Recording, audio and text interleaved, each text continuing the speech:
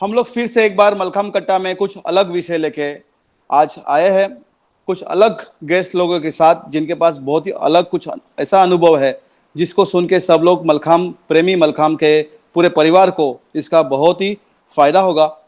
आज जितने मलखम कट्टा के मैंने सेशंस अभी तक मैंने ऑर्गेनाइज किए हैं, हमारे टीम ने जिस तरह से गेस्ट को बुलाया, जो मलखम खेल से जुड़े हैं, कोचेस को बुलाया था, जजेस को बुलाया था, स्पोर्ट्स न्यूट्रिशन और स्पोर्ट्स साइकोलॉजी से लेके अलग अलग विषय को लेके हम लोग ने सेशंस किए थे। पिछला सेशन हम लोग जो द्रोणाचार्य पुरस्कार योगेश मालविया जी का हम लोग ने इंटरव्यू लिया था, सभी ने देखा होगा, और लोगों की लोकप्रियता जिस तरह से बढ़ रही है, इससे आज कुछ अलग मलखम कट्टा के माध्यम से हम लोग आपके पास एक विषय लेके आया है।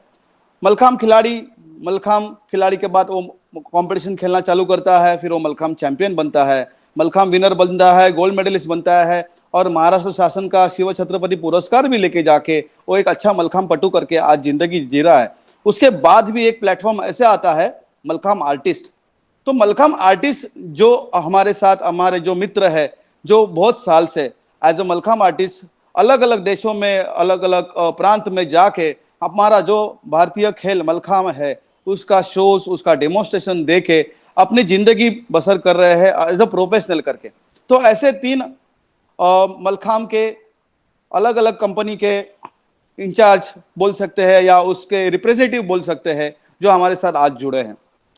मलखम इंडिया नाम बहुत ही फेमस है, उसके रिप्रेजेंटेटिव राजेश राव जो मेरा बहुत ही अच्छा मित्र है, शिव छत्रपति अवार्डी है, उसके साथ इनक्रेडिबल मलखम, उसके साथ उसके जो प्रमुख है अनूप ठाकुर, वो भी शिव छत्रपति पुरस्कार विजेता है महाराष्ट्र शासन के, और मलखम आर्टिस्ट इंडिया के प्रांजल रेवाणकर जो राष्ट्रीय मलखम प्लेयर है। तो आप देख रहे हैं अलग अलग बैनर के नीचे अगर ये लोग काम कर रहे हैं, फिर भी ये सभी अच्छे खिलाड़ी है, मलखम के अच्छे प्लेटफॉर्म पे खेले हुए हैं, राष्ट्रीय पदक विजेते हैं।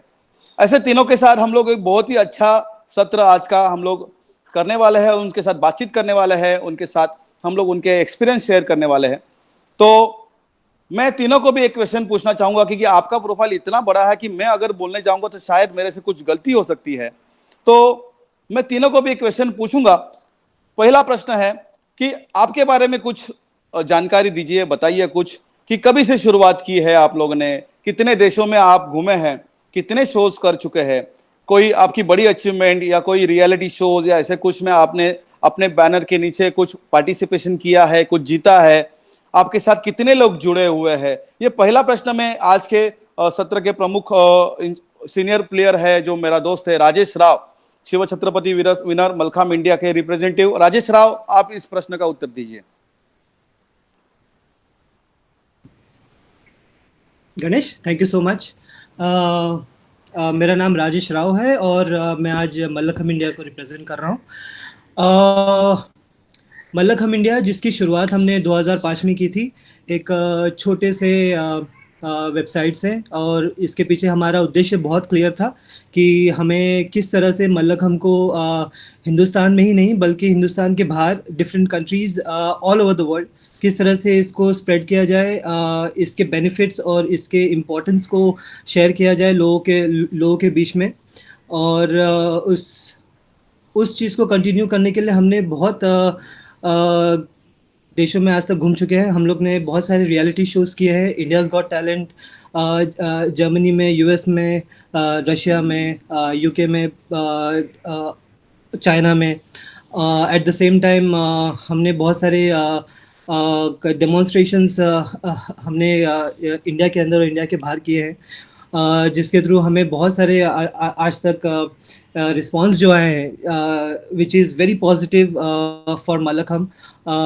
उनको जितना इंटरेस्ट रहा है आज तक मल्लखम को लेकर कि मल्लखम क्या है, पहले ऑनेस्टली स्पीकिंग जब हमने शुरुआत की थी मल्लखम इंडिया के साथ, बहुत सारे ऐसे लोग थे जिनको मल्लखम के बारे में पता ही नहीं था। और आज 15 साल हो चुके हैं मल्लखम इंडिया को, and I am very proud कि there are so many countries who knows about Mallakhamb, and they know this art form, they know this sports, and हम आगे भी इसको कंटिन्यू करेंगे डेफिनेटली एंड या that's it. Thank you Rajesh, welcome on mallakhamb कट्टा. और Anoop Thakur, incredible mallakhamb, आपका भी हम लोग को इसी प्रश्न के ऊपर आपका अनुभव और आपकी राय चाहिए. Anoop Thakur. Thank you Ganesh sir. और सबसे पहले मैं बाड़म्बा दादा को मेरा नमस्कार करूंगा, क्योंकि उनके वजह से आज सारे हम यहाँ पे एक साथ मलखम कट्टा में अवेलेबल हैं कि इस चीज़ पे डिस्कस कर रहे हैं. मैं इनकड़ मलखम की तरफ से मैं बोलूँगा, क्योंकि जब हमने मलखम चालू किया था तो ऐसा कुछ सोचा नहीं था कि एज अ आर्टिस्ट हम लोग फ्यूचर में करेंगे. लेकिन जैसे जैसे लोगों का प्यार और लोगों का परफॉर्मेंस की और अट्रैक्शन बढ़ते गया, तो लोगों का जैसे प्यार बढ़ते गया वो चीज़ का ब्रांड बढ़ते जाता है. तो वैसे ही इनकड़ मलखम की भी शुरुआत वैसी हुई.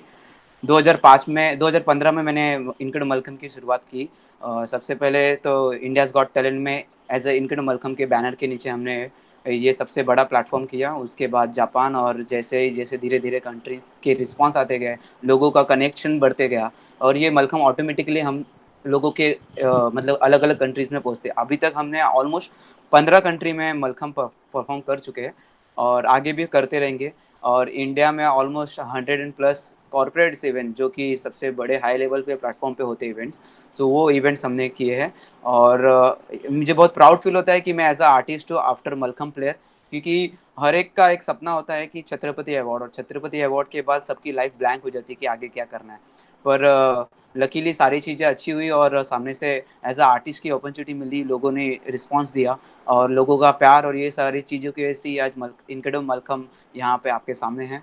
और फ्यूचर में भी हम लोग इवेंट कंटिन्यू करते रहेंगे. और ये सारी चीज़ें हम लोग का एक ही मोटो होता है कि जब हम बाहर जाते हैं तो हमारे अपने कल्चर को कैसे बाहर लेके जाए, अपने मलखम को कैसे प्रमोट किया जाए, और ज़्यादा से ज़्यादा लोगों के घर घर तक कैसे मलखम पहुँचाया जाए. तो इसमें एक चीज़ हमने जापान में भी बहुत की थी, फिर ऑस्ट्रिया में भी की थी, कि हम लोग ने जहाँ मतलब लोकल में जाके उनको मलखम के प्रति ज़्यादा जागरूकता फैलाई थी. उसके बाद जिन्हें मलखम नहीं जमता तो शायद वो योगा बेस्ट है, तो उनको योगा के थ्रू मलखम में कैसे अट्रैक्ट किया जाए, वो सारी चीज़ें की थी. तो इनडायरेक्टली इनक्रेडिबल मलखम हमेशा ये आगे भी फ्यूचर में करते रहेगा कि मलखम को ज़्यादा से ज़्यादा और कितना स्प्रेड करें, ताकि फ्यूचर में जो ओलंपिक का डेमो होने वाला है 2021 में, तो उसमें भी हमारा कुछ कंट्रीब्यूशन हो, और जिससे लोगों को डेमो और शो जो ये सारी चीज़ें हैं वो आगे और बढ़ती रहे.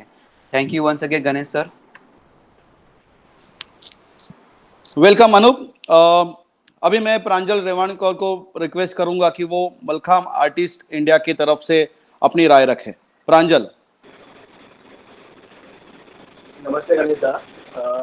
बेसिकली एक जगह मैंने मलखम 15 से 16 साल से किया था, पर मेरे सर से मेल करेगा.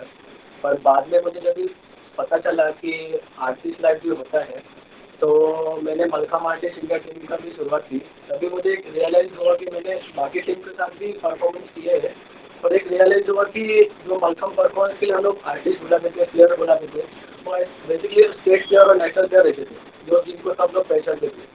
और जब भी मैंने चालू किया एज अ आर्टिस्ट पे, तभी मैंने सोचा था कि जो ज़्यादा करके राष्ट्रीय प्लेयर नहीं है, जो स्टेट प्लेयर नहीं है, जिनको कोई पहचानता नहीं है, भले लोग भारत मुंबई के रहो या मुंबई के बाहर के, ऐसे लोगों को मैं बढ़ावा दूँ. इसके लिए मैंने जब से स्टार्टिंग किया, सबसे महाराष्ट्र के महाराष्ट्र के बाहर के भी जिनको कोई पहचानता नहीं है, ऐसे लोगों को मैंने मेरे साथ लिया. जैसे कि सातारा के थे, कोल्हापुर के थे, MP के थे, रत्नागिरी के थे, मुंबई के भी जो थे कि जिन्होंने कभी मलखम परफॉर्मेंस नहीं किया एज अ प्लेयर पे, उनको कोई पहचानता नहीं था, तो उन लोग को भी मैंने साथ में लिया. और साथ में लेते लेते मुझे सिर्फ अभी 3 साल ही हुआ है मलखम आर्टिस्ट इंडिया टीम को शुरू करते हुए. और हम लोग ने मोस्टली 15 से ज़्यादा प्लेयर्स मुंबई में लेके मुंबई के बाहर भी परफॉर्मेंस की है. और इसमें से मिनिमम 8 प्लेयर ऐसे हैं कि जिन्होंने फर्स्ट टाइम इंडिया के बाहर परफॉर्मेंस किया एज अ मलखम. तो मेरा यही है कि जिनको कोई पहचानता नहीं है, जिनको कोई ज़्यादा वाव नहीं है कि मलखम को करने के लिए, तो उन लोग को मैं साथ में लूँ और उन लोग के साथ में लेके आगे के मलखम का प्रचार और मलखम की इवेंट, मलखम के शो वगैरह.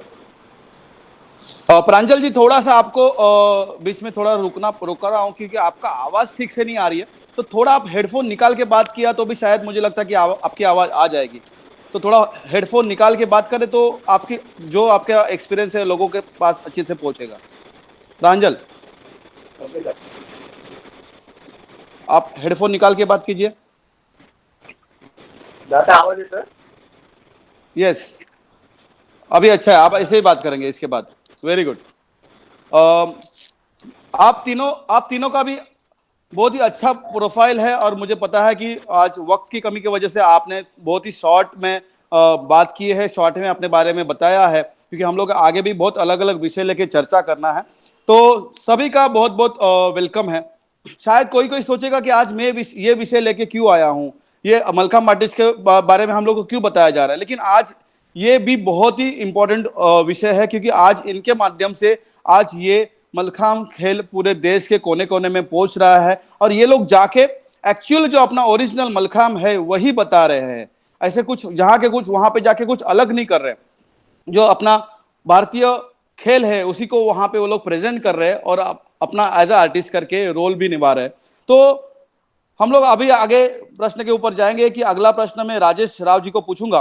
राजेश राव जी, आप दूसरे देशों में भी जाते हैं और परफॉर्मेंस करते हैं, लेकिन जब भी आपने पहली बार अपने भारत देश के बाहर जब भी आउट ऑफ इंडिया परफॉर्मेंस किया, तभी आपकी भावना क्या थी, आपकी मनोविचार कैसे थे, आपका जोश कैसा था, इसके बारे में हमको जानना है। डेमोन्स्ट्रेशन तो हम लोग बचपन से करते आ रहे हैं, लेकिन आउट ऑफ इंडिया जाके जब भी आप लोगों ने पहला परफॉर्मेंस किया तभी के बारे में पूछ रहा हूं। शायद थोड़ा सोचना पड़ेगा क्योंकि उसको बहुत साल हो गए।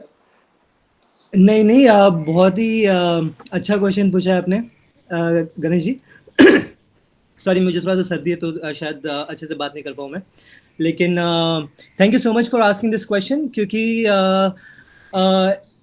एक स्पोर्ट्समैन के लिए जैसा हमारे हमारे जैसा जो स्पोर्ट्स है मल्लखम, जितने लोग भी खेलते हैं, ये बहुत इट्स वेरी डिफिकल्ट कि हम ये ड्रीम करें कि हम इंडिया के बाहर जाके मल्लखम का प्रदर्शन करें। जब हमने स्टार्ट किया था मल्लखम इंडिया, तो हम हमारे दिमाग में ये डेफिनेटली था कि किस तरह से हम इंडिया के बाहर मल्लखम को स्प्रेड करें। और जब हमें पहला मौका मिला 2007 में, तो definitely it was dreams comes true for us कि मतलब कैसे मिल गया ये अपॉर्चुनिटी। लेकिन फ्रैंको ड्रैगन, जो बहुत ही प्रसिद्ध डायरेक्टर है, इंटरनेशनल परफॉर्मिंग आर्ट्स में उनका बहुत बड़ा हाथ है। उन्होंने सर्कस और परफॉर्मिंग आर्ट को मिक्स करके किस तरह से इस स्टेज पर लाइव परफॉर्मेंस क्रिएट किया है, ये पूरी दुनिया जानती है। और हमें पहला अपॉर्चुनिटी फ्रैंको ड्रैगन ने ही दिया था। शो का नाम था इंडिया।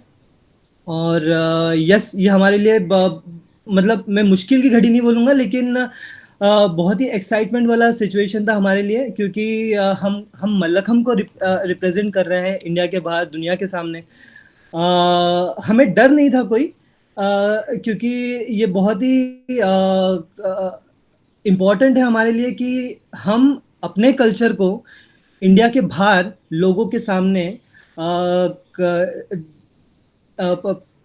परफॉर्मेंस के through, not as a sports but performance के थ्रू प्रेजेंट कर रहे हैं। ये हमारे लिए बहुत बड़ा चैलेंज था उस टाइम। और क्योंकि हम इस इंडस्ट्री में एकदम नए थे, हमारे कुछ एक्सपीरियंस नहीं था, तो हमारे लिए बहुत बड़ा चैलेंज था कि किस तरह से हम मल्लखम को स्पोर्ट्स से कन्वर्ट करके परफॉर्मिंग आर्ट बनाकर लोगों तक पहुंचाएं। इस चीज़ में डेफिनेटली फ्रैंको ड्रैगन और उनके कंपनी ने बहुत हेल्प किया हमें। और यस, जब आप स्पोर्ट्समैन होते हो, जब आप लोगों के सामने यहाँ पर अपना परफॉर्मेंस करते हो, जो 1.5 मिनट का होता है हमारा ऑप्शनल सेट, उस टाइम आप एक स्पोर्ट्समैन करके एक क्या बोलते हैं, कॉम्पिटिटर के थ्रू आप एक दूसरे के साथ कम्पीट करते हो। लेकिन जब आप ऑडियंस के सामने आप परफॉर्मेंस करते हो, तो ये बहुत ज़्यादा इम्पोर्टेंट रहता है कि आप ऑडियंस को किस तरह से एंटरटेन कर रहे हो मल्लखम के थ्रू। उनकी तालियां, उनकी अप्रिसिएशन, उनके अप्लॉज, ये हमारे लिए बहुत बड़ा मेडल है। और जब पहली बार हमने एक शो किया था उनके सामने, हमने प्रॉपरली क्रिएशन किया था 2.5 महीने का। और उसके बाद हमने परफॉर्मेंस किया था। मुझे अभी भी याद है हमारा प्रीमियर नाइट जो जर्मनी में हुआ था। और पहली बार लोगों की तालियां, उनके अप्लॉज, उनकी उनकी चिल्लाहट सुनकर एक एक गूज बम्स आते हैं ना स्टेज के ऊपर। वो it's like, I would say it's equal to an award achieving for us. तो उसी टाइम हमें पता चल गया था कि हमें परफॉर्मेंस करना है, करते रहना है। भले ही हम आज स्पोर्ट्समैन नहीं हैं, 15 साल से हम लोग जिस तरह से एज एन आर्टिस्ट परफॉर्मेंस करते आ रहे हैं, ये हमारी खुशकिस्मती है। It's dream dream comes true कि हम डिफरेंट कंट्रीज में जाके परफॉर्मेंस कर रहे हैं आज तक। लेकिन सही हाँ, बात है राजेश सर कि आपका एक्सपीरियंस तो ऑब्वियसली जितना बोला उतना कम अ, शब्द नहीं है मेरे पास उसके बारे में। लेकिन आज किसी को रुलाना बहुत आसान होता है बोलते हैं, लेकिन किसी को हंसाना, किसी को खुशी देना और किसी का दिल बहलाना, ताली पाना ये बहुत बड़ा टास्क होता है। और ये जो बहुत आप बड़ी बात। लोग कर रहे हैं, तो और वो मलखाम खेल को आगे लेते जाते तुम लोग कर रहे हैं, तो ये बहुत ही अच्छा है। मैं अगला प्रश्न अनूप जी को पूछना चाहूंगा कि शो के माध्यम से आपने इतने शोज किए, शोज के माध्यम से आपको कुछ अलग अनुभव मिला है, कुछ अलग अनुभूति मिली है, उसके बारे में कुछ बताएंगे? Thank you Ganesh sir. Specially मैं ये चीज़ बताऊंगा इसमें कि एज अ स्पोर्ट्स पर्सन और एज अ आर्टिस्ट दोनों में बहुत फ़र्क है। कि जैसा आप स्पोर्ट्स पर्सन है कि हम लोग को बहुत सारे अलग अलग एटमॉस्फेयर में रहना पड़ता है, हर एक चीज़ होती है। कहीं पे खाना नहीं अच्छा होता है, तो कहीं पे रहने का प्लेस प्रॉपर नहीं होता है। सो कहीं पे apparatus भी प्रॉपर नहीं होते, तो ये सारी difficulties as a sports person आती है। पर जैसे आप आपका स्पोर्ट्स पर्सन करियर खत्म करते हो और एज अ आर्टिस्ट अगर आपको इंटरेस्ट है तो आर्टिस्ट लाइन में आते हो, तो आपको हर एक चीज़ प्रोफेशनल होनी चाहिए। क्योंकि आप जब अपने ब्रांड को, के पहले आपकी एक कंट्री आती है इंडिया, जब आप बाहर जाते हो तो आपका नाम पहले इंडिया, आप इंडिया से रिप्रेजेंटेटिव हुए, तो बाद में इनकदम वेलकम या फिर बाद में सारी चीज़ें आती हैं। तो उसके लिए मैं ऐसे बोलूँगा कि जब भी हम लोग बाहर जाते हैं तो हम लोग पहले वो मुझे सबसे वो एक्सपीरियंस है कि बाहर जाने के बाद लोग ये बोलते हैं अरे इंडिया से मलखम है। तो ये चीज़ सुनने के बाद इतना अच्छा लगता है कि ये एक्सपीरियंस मेरा सबसे बेस्ट था। उसके बाद उनका जो ट्रीटमेंट होता है, मतलब एज़ अ आर्टिस्ट इंडिया से आने के बाद या फिर कोई भी कंट्री से एज़ अ आर्टिस्ट को कैसे ट्रीट करते हैं। फिर उनका रहने का प्लेस जो भी है वो एकदम अच्छा होता है, साफ-सुथरा होता है। उसके बाद उनके जहाँ पे वो परफ़ॉर्म करते हैं वो प्लेटफ़ॉर्म कैसा होता है। तो वो भी एकदम नीट एंड क्लीन और देखने में ऐसे बोलते हैं ना एकदम एनर्जी, स्टेज देख के एकदम एनर्जी आ जाती है। जैसे कि आजकल स्पोर्ट्स में आपने मलखम्ब में आ चुका है, बहुत अच्छा प्लेटफ़ॉर्म आ चुका है। शायद वो हमें वो टाइम पे नहीं मिला, लेकिन एज़ अ आर्टिस्ट हमें वो चीज़ बहुत सारी इंटरनेशनल प्लेटफ़ॉर्म पे मिली है कि हम जब परफ़ॉर्म करते थे, वो चीज़ देखते हैं कि पहले प्लेटफ़ॉर्म कैसा है, ऑडियंस कितने सामने से देखेंगे, तो लोगों का रिएक्शन क्या होगा। तो ये चीज़ मेरा सबसे डिफरेंट एक्सपीरियंस था स्पोर्ट्स और एज़ अ आर्टिस्ट। और सबसे मेन बोलूँगा तो मैं जब जॉर्जिस गॉट टैलेंट में हम लोग परफ़ॉर्म कर रहे थे, तो ऑब्वियसली हम लोग इंडियन कल्चर को लेके आगे बढ़ रहे थे। तो हमने पहले नमस्ते किया, फिर उनको फूल चढ़ाया। तो वो एकदम उनका एक्सप्रेशन अलग ही था कि ताकि उन्होंने कभी ये चीज़ एक्सपीरियंस की ही नहीं लाइफ़ में, और सडनली ये चीज़ कोई आपको एक्सपीरियंस कराता है, तो वो दिल से बहुत खुश होता है, अरे मैं इस लायक हूँ, या फिर वो ऐसे फ़ील करने लगता है कि नहीं यार, इंडिया से ये लोगों ने मेरे लिए हार लाया, या फिर इंडिया से मेरे लिए कुछ और भी स्वीट्स या कुछ भी लाया। तो एक बाहर के लोगों के लिए बहुत रिस्पेक्ट हो जाता है, यार ये लोग इतना दूर से आए और अपने लिए कर रहे हैं। उसके बाद जब परफ़ॉर्म कर रहे हैं तो लोगों फर्स्ट टाइम देख रहे हैं, राइट? तो मलखम अगर फर्स्ट टाइम कोई भी देखता है तो वो मतलब बिलीव नहीं करता कि ये सडनली हॉरिजॉन्टल कैसे होल्ड कर रहा है, सडनली ऊपर जाके फ्लिप मार के खड़ा हो, ये सारी चीज़ें नहीं होती है दुनिया के लिए। तो वो जब बाहर जाने के बाद ये मेरा सबसे पहले एक्सपीरियंस था। तो जब ऑडियंस के सामने मैं देख रहा था उनका रिएक्शन, पहले तो देख रहे अरे चड्डी-बिड्डी में खड़े हैं, ये क्या करने वाले हैं? तो एक एक्सप्रेशन, फिर डंडा बीच में है, वो डंडा ही बोलेंगे या फिर पोल बोलेंगे, पर हमारे नज़र में वो मलखम है। पर जैसे हम लोग ये परफ़ॉर्म करते हैं, हमारा इंट्रोडक्शन होता है कि इंडिया से मलखम, ऐसा स्पोर्ट्स, तो आप फिर जब वो मलखम उनको मालूम पड़ा, अरे अच्छा ये पोल नहीं, ये मलखम बोलते हैं इसको। सो आफ्टर परफॉर्मेंस लोगों को और अरे यार ये तो मलखम है, ये तो मलखम है। सो उनको और एक ट्रस्ट हो जा, अरे फिर वो पोल नहीं बोलते हैं, फिर लकड़ा या फिर डंडे नहीं बोलते, वो बोलते हैं ये मलखम है, स्पोर्ट्स है। और ये मेरा बेस्ट एक्सपीरियंस था जॉर्जिया में, जब हम लोगों ने परफॉर्म किया और उतरे नीचे। तो सबसे पहला मेरा इंटरनेशनल शो था, वो मलखम इंडिया के थ्रू किया था मैंने वहाँ पे। तो वो शो करने के बाद जो ऑडियंस का रिएक्शन था, मतलब अभी भी मुझे गूज़बम्प आ जाते हैं वो चीज़ सुनने के बाद, क्योंकि ऑडियंस सारे 5 जज थे, 5 के 5 जज स्टैंड हो गए थे। ऑडियंस फुल भरी हुई थी एकदम, ऐसे भी नहीं मतलब नॉर्मल 15-20 जन है, फिर ऑलमोस्ट मैं बोलूँगा 1000+ ऑडियंस रहेंगे और सबने टिकट बाय करके आए थे, ऐसे नहीं कि हाँ किसी को फ्री में एंट्रीज दी थे। सो ऑलमोस्ट, और ये 12 बजे का रात का शो था, वो भी सबसे बड़ी मेन पॉइंट बोलूँगा कि इतने लेट लोगों का मतलब ये आर्टिस्ट के प्रति इतना लगाव हो, दैट इज़ बहुत इंपॉर्टेंट मैटर करता है, क्योंकि आजकल कोई सोचता नहीं कि 12 बजे जाके प्रीमियम शो या फिर कोई देखे। मूवी भी ठीक है, लेकिन किसी आर्टिस्ट का कला देखना, किसी आर्टिस्ट का हुनर देखना, ये बहुत बड़ी बात होती है लोगों के बीच में। तो लोगों का जब स्टैंडिंग ओवेशन मिला और ऊपर से गोल्डन बजल भी मिला था, तो वो तो मुझे तभी पता भी नहीं था, क्योंकि वो मेरा फर्स्ट शो था। और वो मिलने के बाद हम लोग इनडायरेक्टली सिलेक्ट हो चुके थे नेक्स्ट राउंड के लिए। और उसमें वो सिचुएशन मतलब मैं आज भी फील करता हूँ कि काश वो वंस अगेन रिपीट हो, ताकि वो प्राउड मोमेंट वंस अगेन हम लोग को फील करें। और हम तीनों वो चीज़ बहुत मिस कर रहे हैं। ये मेरा बेस्ट एक्सपीरियंस था। Ganesh sir, thank you sir ये क्वेश्चन के लिए, धन्यवाद। आपका ये सब अनुभव, आपके सब एक्सपीरियंस सुन के हम लोग को भी यहाँ पे इतनी खुशी मिल रही है कि हम लोग उस टाइम में वहाँ पे रहते तो शायद हम ही वो एक्सपीरियंस ले सकते थे। तो बहुत अच्छा है कि आप मलखाम को आज पूरे देश में, पूरे विश्व में आज जिस तरह से फैला रहे हैं, तारीफ पा रहे हैं स्टैंडिंग ऑडिशन के साथ। आज जिसको आज कोई जानता नहीं था, आप बोलते गए कि ये लकड़ा है या लकड़े का खंबा है, लेकिन उसका नाम एज अ मलखाम करके आज पूरे विश्व में उसका नाम रिकॉग्नाइज कर रहे हैं। सबको जानकारी हो गई है कि एक स्पोर्ट्स है, ये इंडियन स्पोर्ट्स है जो तुम लोग बचपन से खेल रहे हैं।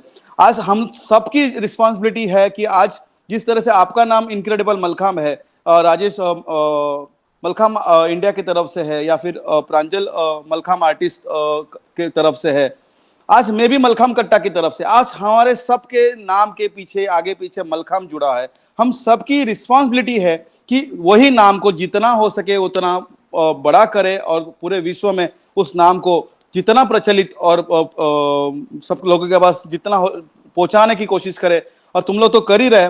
अगला प्रश्न मैं प्रांजल को पूछना चाहूंगा। प्रांजल, थोड़ा सा ट्रिकी और बहुत ही कठिन प्रश्न है, थोड़ा सोच समझ के जवाब देना। कि कभी कभी क्या होता है कि परफॉर्मेंस, हम लोग एक परफॉर्मेंस एक कंट्री में या एक जगह पे करते हैं, तो उसको देख के शायद तुम लोग को वापस डिमांड आती है कि उसी परफॉर्मेंस को बुलाया जाता है कि हम लोग को वही परफॉर्मेंस चाहिए, 2 मलखाम के साथ चाहिए, 3 लोगों के साथ चाहिए या 10 लोगों के साथ चाहिए।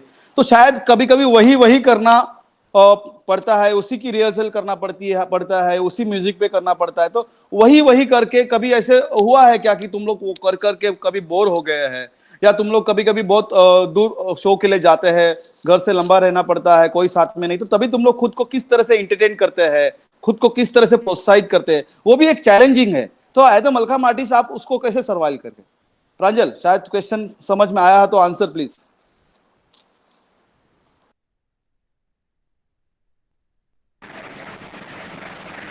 ऐसे तो होता ही है। जब भी हम लोग लास्ट ईयर जब हम लोग इजराइल गए थे, तभी उन लोग को इतना बहुत पसंद आया था मलखाम कि उन्होंने नेक्स्ट टाइम हम लोग लास्ट ईयर 3 आर्टिस्ट के साथ परफॉर्म किया था, पर दिस टाइम उन लोगों ने हम लोग को 2019 में 9 लोगों के साथ बुलाया था।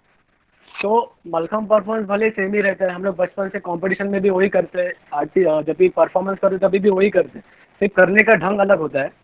तो भले वो बार बार हम लोग को बुलाते हैं, पर जब भी बुलाते हैं तभी वहाँ की ऑडियंस अलग होती है। वहाँ पे जो ऑडियंस बैठे रहते हैं वो लोग का अलग अलग रिएक्शन रहता है, अलग अलग टाइप के डिफरेंट टाइप के डिफरेंट एज ग्रुप के लोग होते हैं। वहाँ का वो फंक्शन भी अलग होता है। तो हम लोग को कभी ऐसा तकलीफ नहीं हुआ, पर हम लोग बहुत एंटरटेन करते हैं, कभी डांस वगैरह, किसी की मस्ती करना, इसको उसको। वहाँ पे अगर समझो एक ही जगह पे परफॉर्मेंस रहेगा तो हम लोग वहाँ पे घूम के आते हैं, मस्ती करते हैं, कुछ कभी मॉल में जाना। भले हम लोग सेम परफॉर्मेंस करते हैं, सिर्फ वही एलिमेंट करते हैं, पर वहाँ की करने का ढंग अलग होता है और अलग अलग तरीके के अलग अलग जगह की जो ऑडियंस रहती है वो अलग होती है। तो ऑडियंस से देख के हम लोग को कभी नहीं लगता कि हम लोग वही सेम परफॉर्मेंस कर रहे हैं, क्योंकि वहाँ से जो एनर्जी मिलती है तभी वो मन में नहीं आता कि अरे क्या हम लोग वही परफॉर्म कर दें। पर हम लोग के मन में एक रहता है कि जब भी नए परफॉर्मेंस करें तो कुछ तो नया देना है, भले वो सॉन्ग में रहने दो या परफॉर्मेंस में रहने दो। तो इसके लिए कभी ऐसा प्रॉब्लम नहीं हुआ और उन लोग को बहुत अच्छा लगता है मतलब। थैंक यू प्रांजल।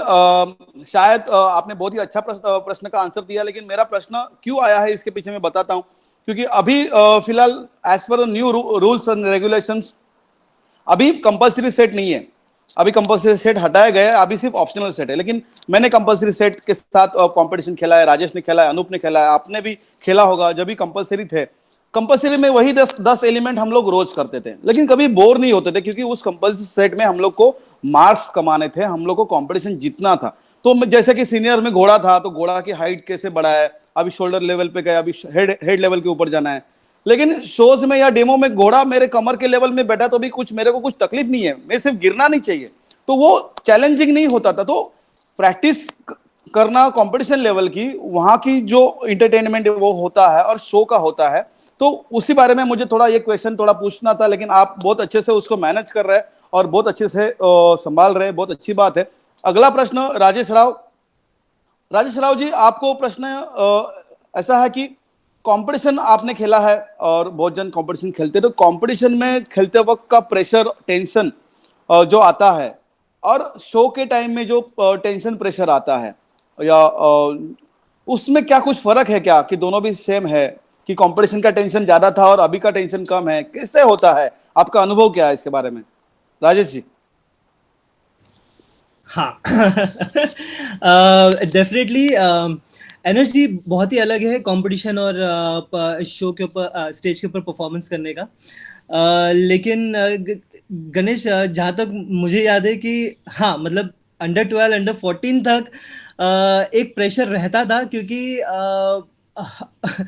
हमें इतनी समझ नहीं होती थी उस टाइम, उस एज में। हमारे लिए हमारे कोच ही इंपॉर्टेंट होते थे, कि हमारे कोच ने जो बोला हुआ है वही करना है किसी भी हालत में। एट द सेम टाइम, जैसा कंपटीशन में होता है कि ये सभी का एक्सपीरियंस रहा होगा कि अरे फॉल नहीं होना चाहिए, अरे ये अगर मैंने खांदी मारा तो खांदी का हाइट इतना ही होना चाहिए, बैठी जाप मारा तो बैठी जाप के बाद नीचे स्लिप नहीं होना चाहिए। ये बहुत सारे रूल्स एंड रेगुलेशंस जो है हमें फॉलो करने पड़ते थे। वो एक स्ट्रेस होता था। लेकिन ऑनेस्टली स्पीकिंग, आफ्टर अंडर 18 और अबव 18 में आने के बाद, ये स्ट्रेस से ज्यादा एक फैमिली जैसा कि डिफरेंट स्टेट से आना या डिफरेंट डिस्ट्रिक्ट से आना, डिफरेंट टीम्स आना और एक साथ कंपटीशन करना एक दूसरे के साथ। ये कंपटीशन तो डेफिनेटली होता ही है एक दूसरे के साथ, because we are sportsman, so we are competing with each other. Definitely वो एक कंपटीशन रहता है। लेकिन मेरे लाइफ में मुझे लगता नहीं कि अंडर 18 के बाद कभी कोई स्ट्रेस रहा है, क्योंकि मेडल्स पाना बहुत इंपॉर्टेंट है, क्योंकि उसी के लिए हम कंपटीशन खेलते हैं। लेकिन I always use to enjoy to be a part of the competition.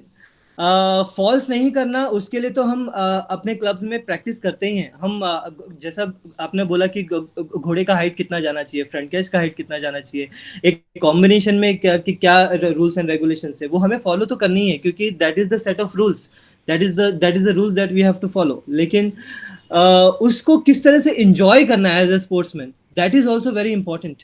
Ganesh, आपने भी ऑलमोस्ट 20-25 ईयर्स तक कंपटीशन खेला है, तो मुझसे ज्यादा एक्सपीरियंस है आपको ऑनेस्टली, क्योंकि आप मेरे सीनियर रहे हो। दोस्त तो हम बाद में बने, लेकिन अगर मैं गलत हूं तो मेरे को प्लीज रेक्टिफाई करो।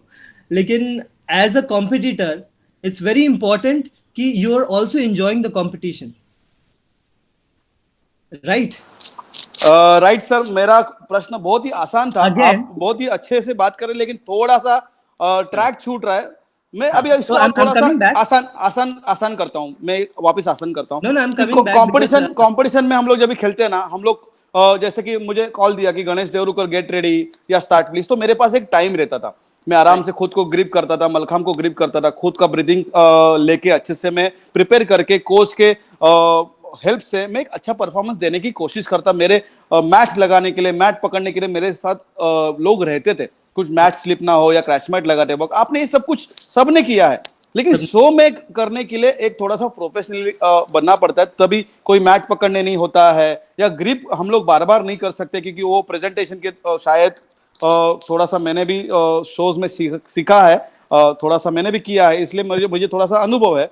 तो उससे मुझे क्या लगता है कि बहुत कम टाइम मिलता है ग्रिप करने को, हम लोग बार बार पाउडर नहीं लगा सकते जो कंपटीशन में कर सकते, तो वो कम ग्रिप, कम टाइम लिमिट, या फिर लाइट का थोड़ा सा कम उतार चढ़ाव, या म्यूजिक का डिस्टर्बेंस, ये सब चीज का भी स्ट्रेस शो में होता है क्या, और उसको किस तरह से आप मैनेज करते हैं? अ, अगर मैं स्पोर्ट्स से कंपेयर करूँ शोज को, डेफिनेटली लाइट्स, म्यूजिक, स्टेज, हमारा सेटअप, डेफिनेटली ये सब चीज़ हमारे दिमाग में होता है। लेकिन अ, रहा सवाल स्ट्रेस का, म्यूजिक का स्ट्रेस रहता है हमें, क्योंकि हम कोरियोग्राफी की जिस तरह से परफॉर्मेंस को करते हैं, अगर थोड़ा सा भी म्यूजिक पॉज हो गया या कुछ गलत हो गया, अगर किसी ने परफॉर्मेंस के दौरान अगर किसी ने कुछ फॉल कर दिया, तो डेफिनेटली उसके बाद, जैसा for example in a group performance, solo performance में ज़्यादा प्रॉब्लम नहीं होता, क्योंकि आप अकेले रहते हो और आपको पता होता है कि आपको क्या करना है। लेकिन आप जब ग्रुप में आते हो, ग्रुप परफॉर्मेंस में आपकी रिस्पॉन्सिबिलिटीज बहुत ज़्यादा बढ़ जाती है। कमिंग बैक टू स्पोर्ट्स, क्योंकि हमारा स्पोर्ट्स एक सोलो इंडिविजुअल परफॉर्मेंस है, तो यस, आपने सही बोला कि मल्लखम के ऊपर जब आप परफॉर्मेंस सेट करते हो, उसके लिए ग्रिप सही होना चाहिए। आपका टाइमिंग बहुत रेस्ट्रिक्टेड होता है, कि आपको 90 सेकंड्स के अंदर ही परफॉर्मेंस करना होता है। और जैसा कॉम्बिनेशन, डिफिकल्टी, ये सब चीज़ हम इन्वॉल्व करते हैं उसमें। परफॉर्मेंस में ऐसा नहीं होता, क्योंकि जब आप एक कोरियोग्राफी करते हो तो आपका वो क्रिएटिविटी होता है कि आपको एक एक एक शो में आपके पास ये सॉन्ग है, उस सॉन्ग के ऊपर आप किस तरह से आप कोरियोग्राफी करोगे। तो आपका माइंड बहुत ज़्यादा फ्री होता है उस चीज़ में, कि आपको 90 सेकेंड में आपका परफॉर्मेंस खत्म नहीं करना है। आपके पास 2 मिनट भी है, आपके पास 10 मिनट भी है, तो वो आपका टाइम होता है और उसके हिसाब से आप अपना कोरियोग्राफी करते हो। तो definitely it's very important when it comes to group performance, कि आप उस कोरियोग्राफी को किस तरह से कंटिन्यू करते हो। लाइट, साउंड, स्टेज, ये सब डेफिनेटली मैटर करता है, लेकिन वो स्ट्रेस लेवल जो आप बोल रहे हो, रेस्ट्रिक्टेड स्ट्रेस लेवल, वो नहीं होता हमारे में, क्योंकि जब आप क्रिएट करते हो तो आपका वो खुद का क्रिएटिविटी होता है। ये मेरा पर्सनल एक्सपीरियंस रहा है कि मैंने आज तक जितने भी क्रिएशंस किए हैं शोज को लेकर, मैंने बहुत ही ओपन माइंडेड क्रिएशंस किए हैं, और जब हम परफॉर्मेंस भी करते हैं मल्लखम इंडिया के थ्रू, हम एंजॉय करते हैं more than putting that stress into the performance. इसी के लिए आई थिंक, और ये गलतियां होती है, लेकिन वो हमें पता होता है कि क्या गलतियां होती है। लेकिन जब परफॉर्मेंस ऑडियंस के सामने करते हो, ऑडियंस को नहीं पता होता कि वो गलती हो रही है कि नहीं हो रही है। उनके लिए तो वो परफॉर्मेंस है, राइट? सही बात है, क्योंकि वहां पे कोई जज नहीं होता है जज नहीं और होता। कोई रेफरी नहीं होता है जिसको सब रूल Absolutely. रेगुलेशन पता है। वेरी गुड, बहुत Absolutely. अच्छे से आपने उसको आंसर हम लोग को बताया। लेकिन सही है, आज इतने साल मलखाम खेल से जुड़े हैं, सब लोग ऑलमोस्ट अंडर 12 से खेले हुए हैं, तो तुम्हारे पास मलखाम का इतना अनुभव और एक्सपीरियंस है कि ऑब्वियसली 11th आवर में भी कुछ हो गया, गलती हो भी गई तो हाँ हमको पता है, और उसको कैसे संभालना है वो भी हमको पता है। तो बहुत बहुत अच्छा आंसर दिया राजेश। अनूप जी, आपको प्रश्न पूछना चाहूंगा, अनूप ठाकुर, कि आज आप इतने शोज करते हैं, इंक्रेडिबल मलखाम और सब, उसके साथ आप कोचिंग भी करते हैं, ऐसे मैंने सुना है। आप मलखाम सिखाते भी, आपका सेंटर भी है, आपके पास कोचेस भी है, असिस्टेंट कोचेस, और आपके साथ बहुत सारे स्टूडेंट भी जुड़े हुए हैं। क्या कारण है उसका, क्यों कोचिंग करते हैं शो के साथ? थैंक यू गणेश सर ये क्वेश्चन के लिए। इसमें सबसे मेरा मेन रीज़न है क्योंकि एज अ आर्टिस्ट मैं आई थिंक ज़्यादा से ज़्यादा 40 ईयर्स या 45 मैक्सिमम पकड़ता हूँ। और ये मैं खुद के लिए कर रहा हूँ। समझो कोई सोचेगा कि हाँ मनी पॉइंट ऑफ व्यू से हाँ पैसे कमा रहे हैं या फिर वो हिसाब से, लेकिन अपना एक अदर साइड भी होना चाहिए जहाँ पे अपना मलखम से पूरा बैकग्राउंड हट रहा है as a sports career. Like आप ग्राउंड में अगर आपको स्पोर्ट्स टीचर ये सारे जब बच्चों के बीच में आप नहीं रहोगे तो आपको कभी समझेगा नहीं। जैसे आप इंटरनेशनली प्रमोट कर रहे हो वैसे अगर मैं स्कूल में भी सिखाता हूँ तो ये मैं बिगनिंग लेवल पे सिखा रहा हूँ बच्चों को। मेरा ब्रांड भी हो गया है, मेरा नाम भी हो चुका है, और बच्चों को जब मालूम पड़ता है कि अनूप सर इंटरनेशनली परफॉर्म करते हैं तो बच्चों को उनके लिए और रिस्पेक्ट होता है। ये चीज़ बच्चों में ऑटोमेटिकली, अभी मैं 4 स्कूल में सिखाता हूँ जहाँ पे सारे स्कूल में कंपलसरी मलखम हो चुका है। क्यों? क्योंकि उन्होंने देखा कि हमारे सर ही वैसे इंटरनेशनल, हमारे सर ही इंटरनेशनल है और उनको अवार्ड भी मिला है, इतने सारे अचीवमेंट है, तो व्हाई नॉट ये एज अ मतलब एक ब्रांड अच्छा खासा है मलखम, ऐसा नहीं कि नॉर्मल स्पोर्ट्स है। तो लोगों को इसके लिए बहुत मतलब बोलते हैं एक अट्रैक्शन हो गया। आज मुझे पता है कि मैं जब बच्चों से डील करता हूँ, मेरा पहला प्रेफरेंस जब भी अगर शो भी आता है और स्कूल का जो चीज़ है तो मैं पहले प्रेफरेंस अपने स्कूल को देता हूँ। ताकि स्कूल में क्यों? क्योंकि ये चीज़ कल के फ्यूचर है, हमें इन्हें हमें आगे लेके जाना है, इन्हें हमें आगे मलखम के प्रति जिज्ञासा प्रकट करनी है और आगे फ्यूचर में। तो ये सारी चीज़ें हमें आगे ध्यान में रखते हुए ये चीज़ मेरे माइंड में आई कि जब अगर मैं रूट से जुड़ा रहूँगा तो ऑटोमेटिकली फ्यूचर में जो आने वाले हैं एज अ आर्टिस्ट मैं हूँ, तो इनमें से भी कुछ आर्टिस्ट ज़रूर निकलेंगे, इनमें से कुछ स्पोर्ट्स पर्सन ज़रूर निकलेंगे। तो ये this is a big reason कि मैं स्कूल में कनेक्टेड हूँ। अनदर रीज़न कि कल को आर्टिस्ट अपना लाइफ, चलो ये लाइन है, अभी आज मैं फिट हूँ, अच्छी अच्छी तरह कर रहा हूँ। ऐसे नहीं है कि आर्टिस्ट लाइन में रिस्क नहीं है, बहुत रिस्क है। हमें अपने मतलब खुद के ऊपर सोच के सारी चीज़ें करनी पड़ती है। सबको लगता है कि अच्छा है, अरे मलखम कर रहा है, शो कर रहा है, कमा रहा है, पर दैट इज़ नॉट लाइक, ऐसा नहीं है कि हम लोग मज़ा कर रहे हैं, पर इसके पीछे सब एक आर्टिस्ट को पता है कि कितना स्ट्रेस होता है। एक शो को सक्सेसफुल करने के लिए कितनी मतलब मेहनत करनी पड़ती है। हर एक टीम को एक साथ जुड़ के आगे बढ़ना पड़ता है। तो दिखाने के लिए हम लोग ऑब्वियसली हमेशा अच्छा ही दिखाते हैं कि हमारा शो सक्सेसफुल हुआ, पर उसके पीछे आप देखोगे तो बहुत सारे ड्रॉबैक्स है, बहुत सारे कठिनाइयाँ आई हैं। तो ये सारी चीज़ें होती है लाइफ में एज अ आर्टिस्ट। पर जब स्कूल में मैं ये चीज़ सिखाता हूँ तो यही चीज़ याद रखता हूँ कि हाँ, ये लाइफ मेरी 45 तक की है या फिर 40 ईयर्स तक है, पर मुझे स्कूल लाइफ आगे कंटिन्यू फ्यूचर 50 और 65 जो भी ईयर्स तक मैं सिखाते रहूँगा स्कूल में। उसके बाद अपना क्लब है, सारी चीज़ें हैं, कोचिंग लाइन है।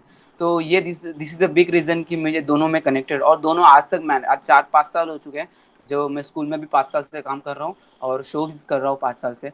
तो ये मेरा पर्सनल एक्सपीरियंस है कि जब मैं बच्चों में ज़्यादा मुझे एंजॉय होता है, बच्चों के साथ सिखाने के टाइम मुझे ज़्यादा इसका आनंद मिलता है।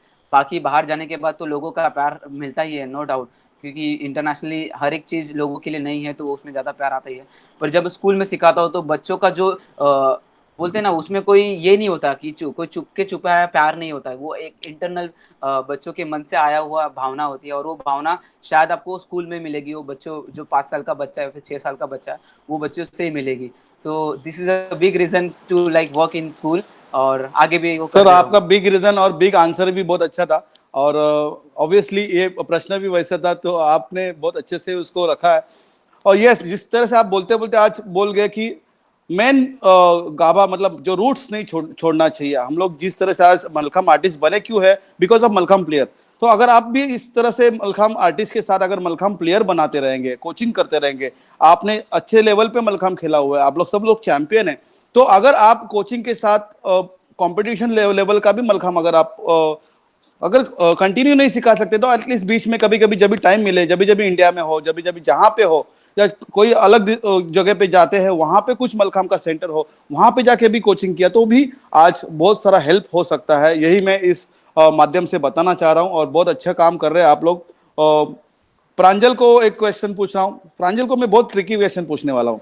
कभी प्रांजल कुछ कभी कॉम्प्रोमाइज किया है, या कभी कुछ समझौता करना पड़ा है आपके शोज के या आर्टिस्ट लाइन में आने के बाद? ऐसी कभी कुछ सिचुएशन आई है आपके लाइफ में?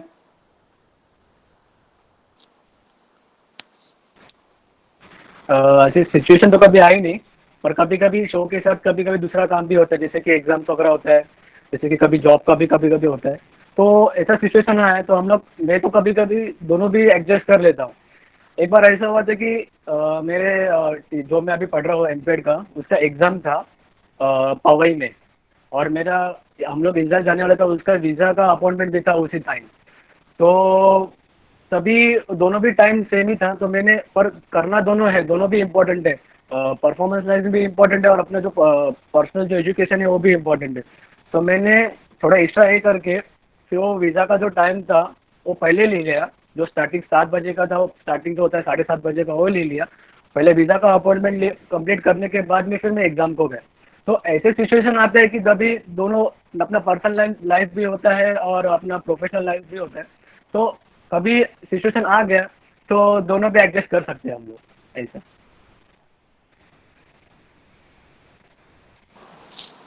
सही बात है। और ये तो सभी लोगों के साथ होता है, आर्टिस्ट के साथ तो नहीं, खिलाड़ियों के साथ भी होता है। कभी कभी कंपटीशन भी आती है, एग्जाम भी आती है, या घर में कुछ ऐसा फंक्शन होता है जो बहुत ही महत्व का होता है, और उसको कॉम्प्रोमाइज करके हम लोग कंपटीशन करते हैं, या कोई भी एग्जाम में जाते हैं। तो ये तो उतार चढ़ाव होते हैं, लेकिन हम लोग उस वक्त कंपटीशन में सीखे है कि हम लोग उसको अच्छे से दोनों भी बैलेंस करना पड़ता है। तो बहुत अच्छा आंसर दिया। राजेश राव, आपने बहुत बड़े लोगों के साथ शोज किए हैं, बड़े लोगों के कंपनी लोगों के साथ काम किया है। तो हम लोग तो जाके वहां पे मलखाम सिखाते या मलखाम परफॉर्मेंस करते, लेकिन उन लोग से आपने कुछ सीखा है क्या? शोज जो ऑर्गेनाइज करते हैं या बड़े बड़े शोज से आपने क्या सीखा? आसान लैंग्वेज में आपको क्वेश्चन पूछ रहा हूँ। राजेश। हाँ हाँ गणेश, यस, सीखने सीखने को तो बहुत मिला है मुझे। मैंने आज तक जितने भी ट्रैवल किए, इवन इवन इन इंडिया, मैंने मल्लखम्ब के साथ साथ मैंने, मेरा एक अलग प्रोफेशन भी है as a choreographer, aerial choreographer. मैंने बहुत कोरियोग्राफर्स लोग के साथ काम किए हैं, बहुत सारे डायरेक्टर्स लोग के, थिएटर डायरेक्टर्स लोग के साथ काम किए हैं मैंने। जब भी हम मल्लखम्ब को लेकर बाहर जाते हैं, किसी म्यूजिकल्स में परफॉर्मेंस करते हैं, वहाँ पर क्रिएटिवली किस तरह से क्रिएट किया जाता है एक शो को, उसमें बहुत सारी डिपार्टमेंट्स इन्वॉल्व होते हैं, जैसे डायरेक्शन हो गया, लाइट्स हो गए, म्यूजिक हो गया, स्टेजिंग हो गया, प्रॉप्स हो गया, आप किस तरह से शो को बना रहे हो। ये सब चीज़ को लेकर मेरे को बहुत बहुत ज़्यादा एक्सपीरियंस मिला है लोगों के साथ। उनकी उनकी थॉट प्रोसेस, डिफरेंट डायरेक्टर्स और उनकी सोच एक शो को लेकर क्या होनी चाहिए, एक कोरियोग्राफर के लिए एक पर्टिकुलर शो को लेकर क्या सोच होनी चाहिए, वो किस तरह से क्रिएट करते हैं। For example the different types of emotions behind the songs, कि सॉन्ग को लेकर आप कि क्या सोचते हो कि एक पर्टिकुलर सॉन्ग के लिए आप किस तरह का परफॉर्मेंस बना सकते हो, उस सॉन्ग के ऊपर आपके बैकग्राउंड क्या होना चाहिए, आपका स्टेज कैसा होना चाहिए, आपके लाइट्स कैसे होने चाहिए, आपका कैमरा कैसा होना चाहिए। ये सब चीज़ में मुझे बहुत ज़्यादा एक्सपीरियंस मिला है। मैंने बहुत ज़्यादा स्टडीज़ किया है इन लोगों के साथ मिलकर। आई थिंक आज हमने बहुत सारी चीज़ें इन्वॉल्व की है मल्लखम्ब इंडिया के शोज़ में। जो भी चीज़ें मैं सीखा हूँ, राजेश अमराले सीखा है। जैसे गणेश आपको पता है, राजेश अमराले भी आपके जूनियर हैं।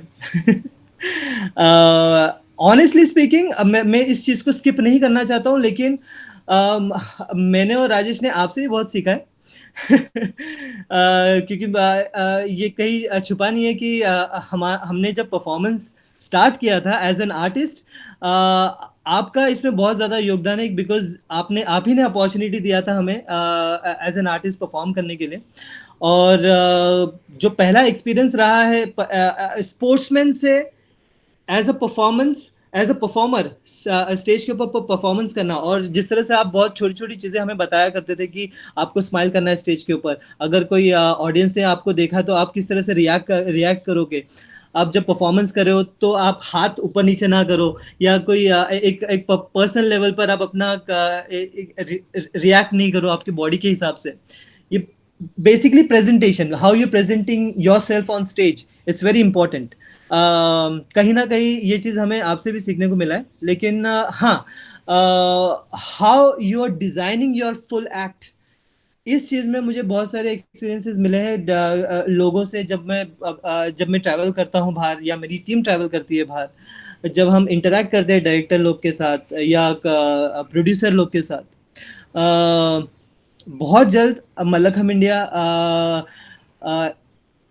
हमने थिएटर्स में म्यूजिकल थिएटर्स में तो हमने काम किया ही है, लेकिन I mean it's still cross fingers. लेकिन जैसे ही हम लॉकडाउन ख़त्म होता है, हमने एक थिएट्रिकल प्रोडक्शन बनाने का सोचा हुआ है, और कहीं ना कहीं ये हमारे लिए बहुत बड़ा चैलेंज है। जो मैंने सीखा है, जो राजेश ने सीखा है, जो मल्लखम्ब इंडिया ने सीखा है आज तक इन पास्ट 15-16 ईयर्स, उस चीज़ को हम स्टेज के ऊपर लेके आके मल्लखम्ब को एक नया रूप देने वाले हैं लॉकडाउन के बाद। एंड आई एम श्योर जो सवाल आपका है कि हमने क्या सीखा है बाहर ट्रैवल करके, वो आपको भली भांति इस थिएट्रिकल प्रोडक्शन में दिखेगा। Thank you Rajesh. अच्छे से आपने बताया कि यस, हम लोग सीखते हैं और उसको इम्प्लीमेंट भी करना एक डेयरिंग होना चाहिए, उसके लिए बहुत अभ्यास की ज़रूरत है। और उसके बारे में भी आपने एक अनाउंसमेंट कर ली कि आपने लॉकडाउन के बाद या ये कोरोना के बाद जब ये सब चीज़ चालू होगी तभी आप कुछ करने वाले हैं। और एक अच्छी अपॉर्चुनिटी है आज मल्लखम्ब खिलाड़ियों को भी, वो आपके संपर्क में आके वो भी एज ए मल्लखम्ब आर्टिस्ट अगर उनको आगे जाना है, उसके बारे में बात करेंगे ही हम लोग। तो अगला प्रश्न मैं अनूप को पूछना चाहूँगा अनूप, मैं जितने भी शोज करने वाले मलखम आर्टिस्ट देख रहा हूँ वहां पे सब मेंस ज्यादा है, पुरुष ज्यादा दिखाई देते हैं। महिला की शायद मेरे नॉलेज में नहीं है, लेकिन महिलाएं कम दिखाई देती है। तो महिला भी एज ए मलखम आर्टिस्ट करके काम कर सकते हैं क्या? उनको किस तरह से आप मार्गदर्शन करेंगे और उनको क्या करना चाहिए, उनको क्या डिमांड है, मतलब वो एज ए मलखम आर्टिस्ट करके ऑल ओवर वर्ल्ड विश्व में घूम सकती है क्या? अनूप। अ, ज़रूर सर, इसके बारे में बोलूँगा क्योंकि ये फ्यूचर आई थिंक ये चेंज होने वाला है थोड़ा, मैं बोल सकता हूँ इसमें। इसमें एक बिग रीज़न एक बता सकता हूँ क्योंकि हमारा कल्चर एक मैटर करता है। एक इंडियन फैमिली से बिलॉन्ग करने वाली एक लड़की और एक यूरोप के फैमिली से बिलॉन्ग करें, दोनों में फ़र्क होता है। यूरोपियन का कल्चर थोड़ा अलग होता है, इसकी वजह से हमें दिखाई देता है कि वहाँ पे lots of artist pole dance या फिर और कोई भी है, ट्रैपीज़ हो गया, फिर एरियल में हो गए, सारे जगह पे आपको गर्ल्स ही दिखाई देते हैं। क्योंकि उन्होंने उनके लिए एज़ अ करियर ही ये आर्टिस्ट लाइन है। जबकि हम हमारे फैमिली में जब कोई लेडीज़ ऐसे बोलती है या फिर कोई गर्ल ऐसे बोलती है फैमिली की मुझे आर्टिस्ट लाइन में जाना है, तो फैमिली 10 बार सोचती है अरे ये लाइन तेरे लिए नहीं, या फिर ये सब क्या कर रही है, उनको डाँटना, पीटना ये सारी चीज़ें होती है। ये सब फैमिली में पर्सनल लाइफ़ अगर सादा मलखम भी अगर स्पोर्ट्स में भी लड़की अगर बोलती है फैमिली में कि अपने मन की बात बोलना है कि मुझे स्पोर्ट्स लाइन में जाना है, तो फैमिली का उसके लिए बहुत बड़ा दीवार उनके सामने खड़ा हो जाता है। तो इतनी बड़ी डिफ़िकल्टी आने के बाद लेडी मतलब एज़ अ गर्ल उनके पास हिम्मत ही नहीं होती कि आगे हम क्या करें। इसमें सबसे बड़ा मेन मैटर करता है कि उनके पेरेंट्स कैसे हैं, उनकी थिंकिंग कैसी है। अगर उनकी थिंकिंग ओपन माइंडेड है कि नहीं मेरी बेटी जो भी कर रही है वो अच्छा करेगी आगे। क्योंकि ये मैंने चीज़ डिफ़िकल्टी देखी है जब मैं अगर रिसेंटली मैंने इन्फिनिटी मॉल और दोनों मलाड अंधेरी के शो में स्पेशली वुमेन्स डे में मैंने सोचा कि लड़कियों को लेके चले। क्यों ना हमेशा मतलब अभी उनका ही डे है तो उनके लिए लेके चले। आगे भी इसके बाद मैंने यही सोचा कि और जहाँ पे भी शो मिले एटलीस्ट गर्ल्स 2 गर्ल्स को या फिर 3 गर्ल्स को डालें। एटलीस्ट उनको आइडिया मिले शो का और वो आगे अपने ऐसा किसी को करियर बनाना है तो वो भी बना सके फ्यूचर में। तो वुमेन्स डे में जब लड़कियों ने मलखम अच्छा उन्होंने अपने लेवल पे जो भी हो सके उन्होंने परफ़ॉर्म किया, तो बहुत अच्छा रिस्पॉन्स आया, पेरेंट्स भी बहुत खुश हुए। उनको भी लगा कि नहीं मेरी बेटी कुछ कर रही है। तो ये मेरा सबसे बेस्ट एक्सपीरियंस था। तो इसके लिए मैं यही बोलूँगा कि पेरेंट्स के ऊपर पेरेंट्स टू पेरेंट्स डिपेंड करता है कि अभी मेरे पेरेंट्स भी मुझे मलखम करने के लिए ना बोलते थे। मैं अगर बॉयज़ होने के बाद भी, लेकिन उनका कैसा था वो डर था कि नहीं गिर जाएगा ये सारी। तो वैसे ही गर्ल्स का भी होता है कि गर्ल्स अगर गिर जाए तो उनकी शादी ये सारी हमारे पेरेंट्स की वो थिंकिंग होती है। तो आई थिंक ये थोड़ा चेंजेस होने के लिए थोड़ा टाइम जाएगा। अगर फ्यूचर में मलखम में कोई अगर गर्ल्स चैंपियन होती है वर्ल्ड वाइड, तो डेफिनेटली ये मोटिवेशन है। जैसे Deepa Karmakar as a gymnast जब उन्होंने ये उन्होंने मेडल जीता देश के लिए, तब बहुत सारे इंडियंस फैमिली को ऐसा लगा कि नहीं पापा जिम्नास्टिक हमारी बेटी को भी डालना चाहिए। तो बहुत सारे पेरेंट्स का दीपा कर्माकर उनके मुँह पे होता है कि हाँ, ये जिम्नास्ट है, उसने अच्छा किया है। तो वैसे ही हमारे मलखम में भी जब ये अभी वर्ल्ड चैंपियन हुआ, उसमें भी गर्ल्स का पार्टिसिपेशन पोल में भी हुआ और सारी जगह पे हुआ। तो पेरेंट्स का बहुत अट्रैक्शन आ चुका है अभी ऑलरेडी इस गेम में, ऑलरेडी स्पोर्ट्स पे। ऐसे ही शो लाइन में जब कोई लड़की इंटरनेशनली प्रमोट होगी और वो जब वर्ल्ड वाइड वायरल होगी, तो डेफिनेटली मैं बोलता आज जो 10 फैमिली सपोर्ट कर रही है, फ्यूचर में 100, 200, 300 और ये फ्यूचर जब उनको सपोर्ट करने लगेंगे तो डेफिनेटली हम जैसे कोच एक्सपीरियंस इस शो लाइन में उन्हें और आगे लेके जाएँगे। वो डेफिनेटली हमें कॉन्टैक्ट करेंगे और हम उनसे आगे लेके जाएँगे। सो ये मेरा थिंकिंग है उस पर गणेश सर। आपका थिंकिंग बहुत बढ़िया है, आपने तो प्रॉपर रियलिटी के बारे में बताया। लेकिन मैं इसी क्वेश्चन को राजेश को भी पूछना चाहूंगा, लेकिन कुछ बात मैं बताऊं कि तुम लोग के तरफ से भी मैं एक रिक्वेस्ट करूंगा एज अ रिस्पॉन्सिबल पर्सन, तुम्हारे जैसे अगर लोग अप्रोच करे या तुम लोग अगर फॉरवर्ड जाके तुम्हारे साथ कोई भी हमारे मलखाम खिलाड़ियों के गर्ल्स पेरेंट्स भेजेंगे कि तुम लोग आज उनकी जिम्मेदारी ले सकते हैं और लेते हैं तुम लोग, तो मेरा मानना है कि तुम लोग इस तरह से शोज अगर आते हैं तो वहां पे महिलाओं की भी संख्या बढ़ाने के बारे में कुछ कोशिश कीजिए और उनको अप्रोच कीजिए। आप अपनी जाहिरात दीजिए, आप ऑडिशन लीजिए और उसके साथ एडवर्टाइज के साथ तुम लोग अच्छे लड़कियों को सिलेक्ट करो। एटलीस्ट पहले अपने देश में लेके घूमो उनको, उनको अच्छा अनुभव दीजिए, उसके बाद विदेश टूर में लेके जाइए। विदेश टूर भी हम लोग भी गए हैं, मेरी वाइफ भी गई है, डेमोन्स्ट्रेशन किया है। तो वहां पे अगर हमारे मलखाम फील्ड के ही लोग हैं, आप जैसे लोग हैं, तो मुझे नहीं लगता कुछ डरने की जरूरत है। यस, करियर करके अगर चॉइस करना है तो उसको थोड़ा सा वक्त देना चाहिए, उनको थोड़ा सा एक्सपीरियंस देना चाहिए। राजेश इस बारे में क्या बोलना चाहेगा? मैं डेफिनेटली कुछ ऐड करना चाहूँगा इसमें। हाँ, मतलब एक इंडियन सोच कैसी होनी चाहिए, जो सोच थी 10 साल पहले और जो सोच है आज के तारीख में, it's a very big difference. और इसमें रियलिटी शोज का बहुत बड़ा हाथ है गणेश। रियलिटी शोज आने के बाद बहुत सारी लड़कियां परफॉर्मेंस करना चालू की है रियलिटी शो में, जिसकी वजह से पेरेंट्स लोग की मेंटालिटी बहुत ज़्यादा चेंज हुई है। When it comes to whether हम महिलाओं को मल्लखम्ब में एज एन आर्टिस्ट परफॉर्मेंस करवा सकते हैं, यस डेफिनेटली करवा सकते हैं। मल्लखम्ब इंडिया ने ये कुछ साल पहले चालू भी किया था, और ऑस्ट्रेलिया की एक बहुत बड़ी कंपनी है सर्कस कंपनी सरका, जिसके थ्रू हमने पहली बार एक्सपेरिमेंट किया था, जिसमें हमने फीमेल्स को भी इन्वॉल्व किया था, and it was a big hit. और अनूप ने अभी जस्ट बोला कि पेरेंट्स लोगों के लिए ये बहुत इंपॉर्टेंट है कि whether they are feeling proud of their daughters और नो। यस, वो बहुत प्राउड फील करते हैं ये सब चीज़ देखकर। और एज एन आर्टिस्ट ये छोटी बात नहीं है Ganesh. Artist is also a profession, जैसा डॉक्टरी हो गया, जैसा इंजीनियरिंग हो गया। हमें इस चीज़ को छोटा नहीं समझना चाहिए, और फीमेल्स को उतारना चाहिए, डेफिनेटली उतारना चाहिए।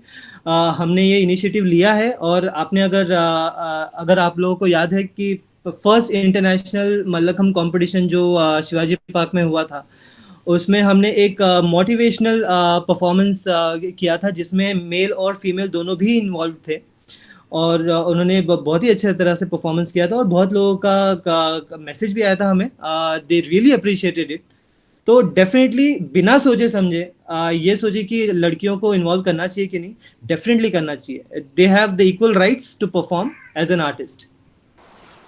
सही बात है, आर्टिस्ट को उतना सम्मान तो मिल ही रहा है और एक अच्छा प्रोफेशनल है। यही मैसेज लेके आज मलखाम कट्टा सबके सामने आज श्री पार्लेश्वर व्यायामशाला यूट्यूब चैनल के माध्यम से आज सबके सामने आ रहा है। आज जिस तरह से आपने वर्ल्ड कप के बारे में बात किया जो मुंबई में हुआ था, उसमें मलखाम इंडिया ने परफॉर्मेंस किया था, श्री पार्लेश्वर व्यायामशाला ने भी परफॉर्मेंस किया था। तभी भी पार्लेश्वर व्यायामशाला की पूरी टीम, वानर सेना, मेरी पूरे छोटे बड़े सब लोग, मेरा अक्षय तरल जो लास्ट ईयर का national senior national gold medalist था, उसने परफॉर्मेंस दिया था, और सभी लोगों ने उसका बहुत ही अच्छे से ताली बजा के स्टैंडिंग ऑडिशन देके सबको लाइक हुआ था। तो वो एक बहुत अच्छा प्लेटफॉर्म था कि लोगों के सामने आज गर्ल्स के साथ बॉयज को भी जोड़ के आज एक डेमोन्स्ट्रेशन हम लोगों ने किया था, आपने किया था, ऐसे बहुत सारे अलग अलग संस्था ने भी परफॉर्मेंस किए थे। तो मुझे यही आज मोटिवेट करना है कि गर्ल्स अप्रोच हो जाओ ऐसे पहले से एस्टेब्लिश कंपनियों को, जो आज मलखाम इंडिया 15 साल से है, इनक्रेडिबल मलखाम है 5 साल से, जिनके पास आज एक्सपीरियंस है, आज वो अच्छे से सभी को हाथ में हाथ डाल के सबको लेके जा सकते हैं। और कहाँ पे भी कुछ दिक्कत आई, कुछ प्रॉब्लम हुआ, तो उनके पास एक अच्छा अनुभव है, अच्छा एक्सपीरियंस है एज ए मलखाम आर्टिस्ट करके भी, तो वो आपको कहाँ पे भी रुकने नहीं देंगे, कहाँ पे गिरने नहीं देंगे। प्रांजल को एक प्रश्न पूछना चाहूंगा। प्रांजल, वापिस आपको एक थोड़ा ट्रिकी क्वेश्चन, कि जो नई पीढ़ी है, जो नई युवा है, उनको एज अ मलखाम आर्टिस्ट करके आना चाहिए क्या? उनको क्या राय देंगे और उसके लिए उनको क्या करना पड़ेगा? नए जनरेशन को आप इस लाइन पे आने के लिए मार्गदर्शन करेंगे? यस, नए जनरेशन को तो आना चाहिए, क्योंकि ये जो आर्टिस्ट लाइन है वो यंग एज में हम कर सकते हैं। अगर एज निकल गया उसके बाद हम आर्टिस्ट लाइफ नहीं कर सकते। तो इसके लिए हम जो पहले से मलखाम करते आ रहे हैं वही मलखाम हम लोग को एज अ आर्टिस्ट आपको दिखाना है। तो बहुत इजी होता है कि जो मलखाम हम लोग ने किया है कॉम्पिटिटिव लेवल पे वही परफॉर्मिंग आर्ट करके आपको करना। अभी कैसा है कि एज इंडिया में कि ज़्यादा करके लोग एजुकेशन के ऊपर ज़्यादा फोकस करते हैं, कि जिस ऐसे एजुकेशन की जिसमें सर्वाइव हो, पैसा अच्छा है, पगार अच्छा हो, ऐसा। पर अभी ऐसा देखा जाए कि एज अ प्लेयर मलखाम खत्म होने के बाद ऐसा अभी एक नई फील्ड भी मलखाम में आ चुकी है कि जहाँ से हम अपना सर्वाइव भी कर सकते हैं, इनकम सोर्स भी एक क्रिएट कर सकते हैं। तो क्रिएट करने के लिए नए पीढ़ी लोग यहाँ पे आके अपना परफॉर्मेंस करके अपना अच्छे से एक नया इनकम सोर्स भी क्रिएट कर सकते हैं। और इसके लिए ऐसा नहीं कि पूरा महीना देना ज़रूरी है। ऐसा एक शो भी आया, 2 शो भी आते हैं, महीने में एक बार भी आते हैं, तो अपन परफॉर्मेंस किया, इनकम आया, और कैसा अपना जो बचपन से जो करते आ रहे हैं मलखाम वो अपने को सिर्फ दिखाना है। तो एक एज अ नया इनकम सोर्स मलखाम प्रमोट करना, ऐसे अलग अलग वे के लेके हम लोग युवा पीढ़ी आगे आगे जा सकती है। थैंक यू प्रांजल, आपने अच्छे से बताया कि यस, इसको एक एज अ प्रोफेशनल करके एज अ हम लोग उसमें भी इनकम लेके आ सकते हैं, घर चला सकते हैं। और बहुत सारे ऐसे लोग भी हैं जो जॉब भी करते हैं और कोचिंग भी करते हैं, और जैसे जैसे आपको ऐसे कुछ अपॉर्चुनिटी आती है, आप उस अपॉर्चुनिटी के साथ भी चले जाते हैं और उस अपॉर्चुनिटी के बाद वापस अपने डेली रूटीन लाइफ में जुड़ जाते हैं। तो दोनों भी चीज हम लोग साथ में कर सकते हैं, एक प्रोफेशनल लाइफ और शोज। मलखाम आर्टिस्ट, जिस तरह से आपको अलग अलग अपॉर्चुनिटी आती है, आप उसमें अपना करियर बनाते जा सकते हैं और अनुभव ले सकते हैं। एक अगला प्रश्न, जिस तरह से आज कोविड-19 कोरोना का प्रॉब्लम है, सबको है, आप सभी को ज्यादा प्रॉब्लम आए होंगे क्योंकि सब ऑल ओवर के शोज बंद हो गए, सब इंटरटेनमेंट सब बंद हो गया, फ्लाइट सब बंद हो गए, बाहर गाँव नहीं जा सकते। तो आफ्टर कोरोना क्या, इसके बारे में राजेश ने तो थोड़ा सा बता दिया। अनूप, आपको ये प्रश्न है, व्हाट इज आफ्टर कोरोना, क्या मन में विचार? Thank you Ganesh sir, thank you Ganesh sir ये क्वेश्चन के लिए, क्योंकि ये क्वेश्चन सारे आर्टिस्ट के लिए सामने है। क्योंकि इसका सॉल्यूशन ऐसा है कि अभी जो सिचुएशन है वो सिचुएशन के हिसाब से हमें चलना पड़ेगा। सारे अपने को खुद को कंट्रोल रखना पड़ेगा कि हाँ, हम अपने ये सिचुएशन, अभी लॉकडाउन चालू है या फिर सारी चीज़ें बंद है, तो हम ये टाइम पे क्या मतलब फोकस करना चाहिए। समझो सेंटर भी बंद है, सारी चीज़ें बंद है, तो हमें आई थिंक जो हमारे पास में जो एक्सपीरियंस है, हमने क्या क्या शो में किए हैं और क्या चेंजेस कर सकते हैं फ्यूचर में, ताकि इससे और क्या बेनिफिट हो सकते हैं, ये सारे डेटा हमने कनेक्ट करना चाहिए और अपने शो लाइन में, अपने परफॉर्मेंस में, अपने बॉडी पे वर्क करना चाहिए। आई थिंक वो सबसे बेस्ट टाइम हो सकता है, मुझे लगता है एज अ आर्टिस्ट के लिए। सो वो अपने एज अ आर्टिस्ट में बोलूँ तो हर एक आर्टिस्ट को ये सोचना चाहिए कि मैं अपने परफॉर्मेंस को और कितना बिल्ड कर सकता हूँ और कितना प्रमोट कर सकता हूँ और अपने बॉडी को कैसे लोगों को दिखा सकता हूँ कि ये, ताकि इसमें अट्रैक्शन आए, और नई कोरियोग्राफी कैसे ऐड कर सकता हूँ। आई नो कि हाँ, अभी जिसके पास पैसे नहीं है तो इस सिचुएशन में बहुत डिफिकल्ट होता है कि उसमें शायद क्लासेस, ऑनलाइन क्लासेस, ये सारी चीज़ें लेनी पड़ती है, और ये लेना ही चाहिए, जरूर लेना चाहिए, क्योंकि सर्वाइव करने के लिए आदमी को हर एक चीज़, हर एक ट्विस्ट हो जाती है। जैसे कि अभी समझो कल को शो नहीं रहा तो आपके पास इतना तो टैलेंट है कि आप किसी को सिखा सकते हो, ये टैलेंट आपसे कोई छीन नहीं सकता। तो ये सबसे बेस्ट एडवांटेज है as a teacher, as a जो गुरु ने हमें दिया है। तो हम अगर आर्टिस्ट लाइफ नहीं है तो कम से कम हम एज अ कोच करके इंडिया में या फिर और कहीं पे भी हम सिखा सकते हैं।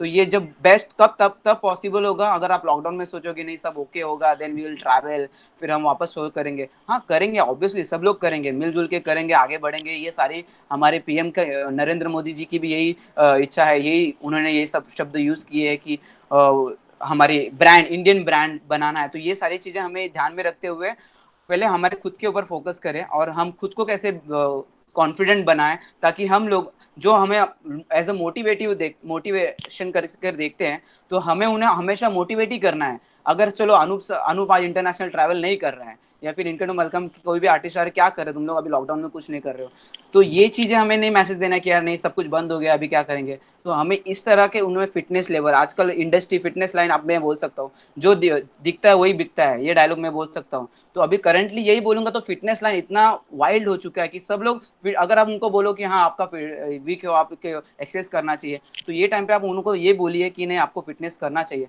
तो अभी I think as a artist सबको ये सोचना चाहिए कि आप चलो थोड़ा बहुत चेंज कर लेते हैं, बाकी काम अभी सबका अपना ही नहीं है, इवेंट लाइन, सर्कस लाइन, सारी चीजें बंद है।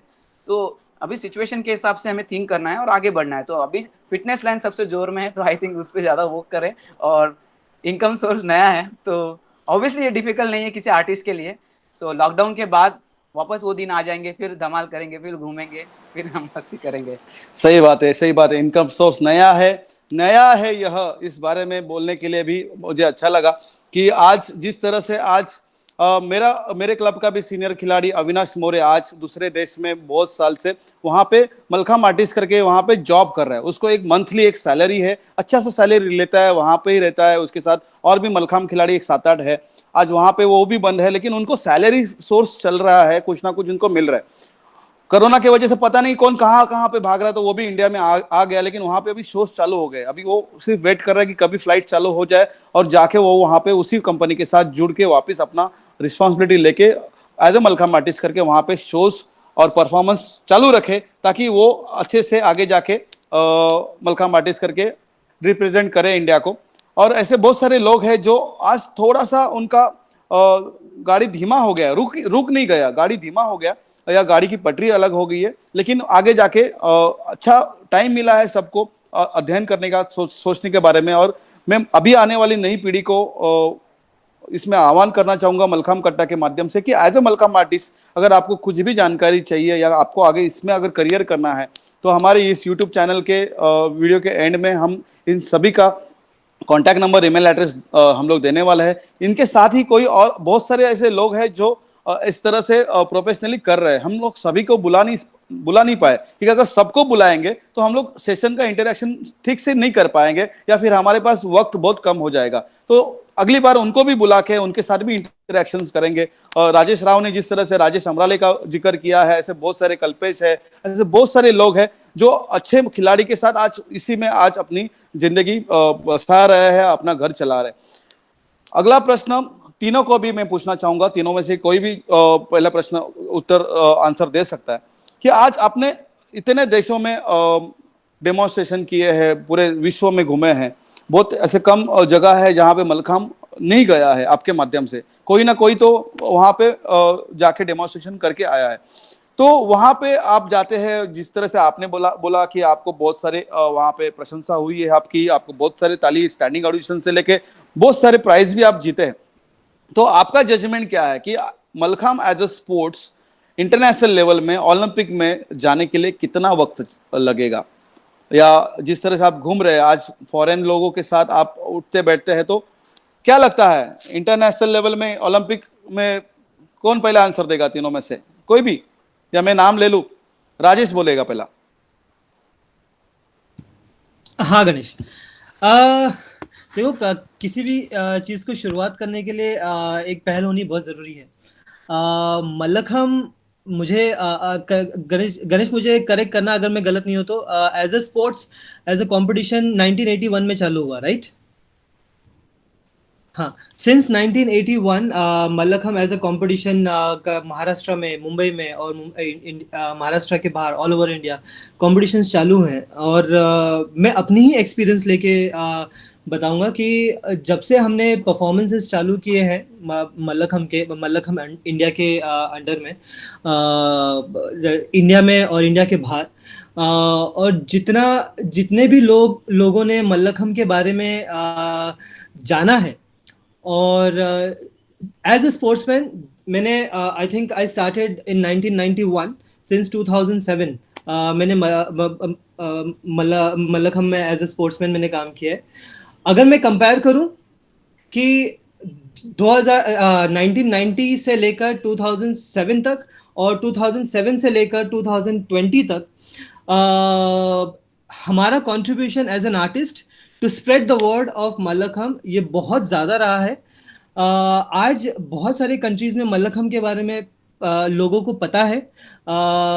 हमारी टीम ने, अनूप की टीम और प्रांजल की टीम ने, और ऐसे बहुत सारे अलग अलग टीम है जो मल्लखम को प्रसिद्ध करने के लिए लगे पड़े हैं बहुत सालों से। अगर इसी तरह से कंटिन्यू रहा तो डेफिनेटली मुझे ऐसा लगता है कि इन नेक्स्ट